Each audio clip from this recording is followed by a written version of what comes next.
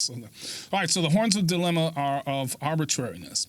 He says, now most divine command theorists have traditionally chosen the first horn of the dilemma, right? That is, what makes it right to care for the poor is that God likes it. And of course, the dilemma is saying, well, God could like anything, rape, whatever, and then that would make it right? That's kind of the arbitrarily God could determine whatever, and that becomes good, right? So that's what makes it right to care for the poor. Moreover, his preference gets turned into one of our obligation by way of his commanding us to take care of the poor. So God arbitrarily decides this, and then he commands us to do it, right?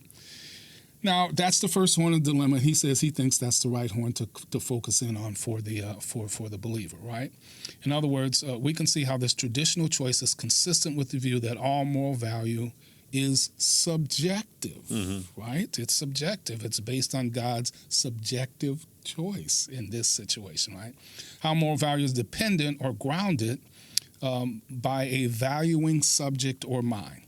Because I think also to take the other approach then would be to kind of grant what he's as what we covered at the very beginning, that the universe doesn't just value gold, and so therefore it's profitable. So he wants to stay away from that because it's not fitting the definition that he's laid out as what value is. Somehow the other choice is there's something independent of God that God has to appeal to in order and in the same way that we would in order to make something morally right or wrong or value and that sort of thing. So moral values, he says, then is objective in that it is entirely independent of what we think. Right? We as humans. Yeah. So the idea of objectivity is independent with regard to humans. It's independent of us, right? It's kind of like, objectively speaking, Mount Everest is the highest mountain, above sea level on the planet. What if I don't believe that?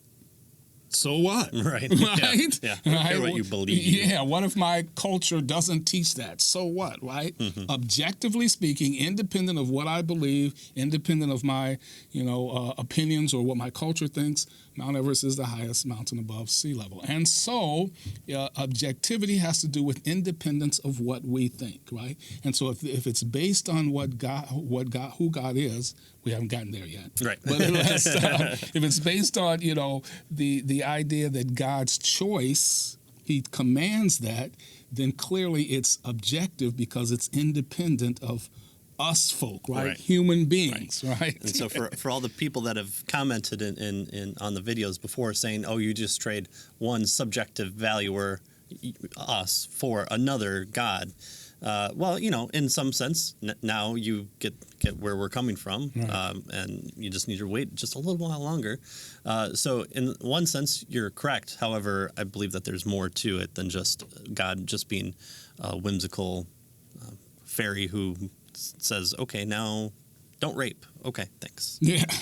And so, he really wants us to understand this point, right? He says there are no impersonal laws of morality independent of what anyone at all values, right? You have to have a valuer, he's suggesting, in order to have, morality, laws of morality. You have to have someone that is evaluating something.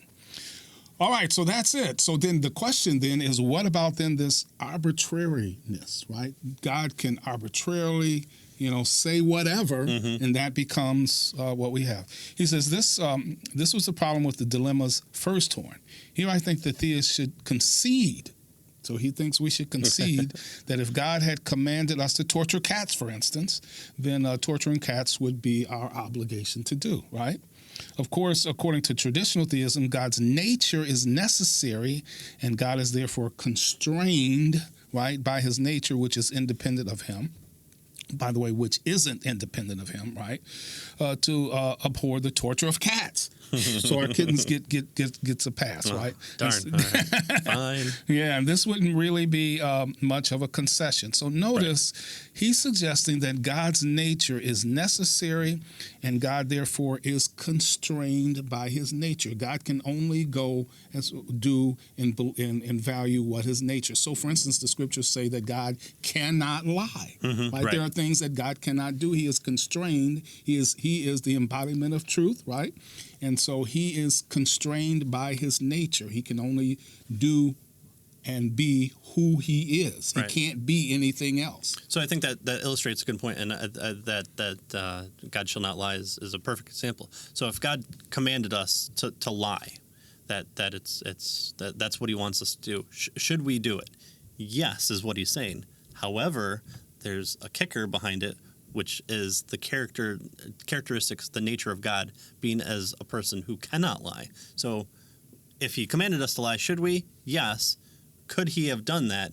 It's not within God's nature, so no. Right. So oftentimes people, stumble over this. Well, God can do anything. Well, no, not really. Yeah. Right? He is constrained by who he is. Mm-hmm. Right? And so lying is not an option. Right. Can God make himself to be less than himself? Right. No.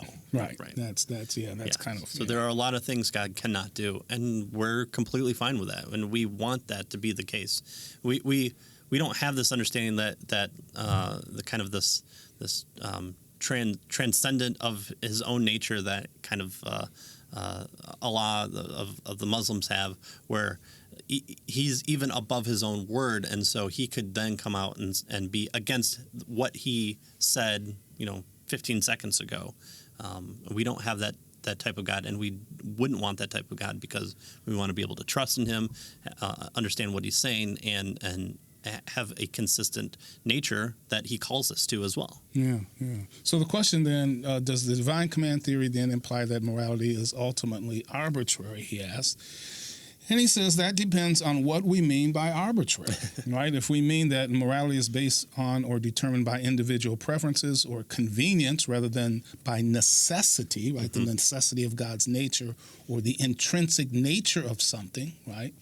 Then perhaps technically, yeah, it's arbitrary.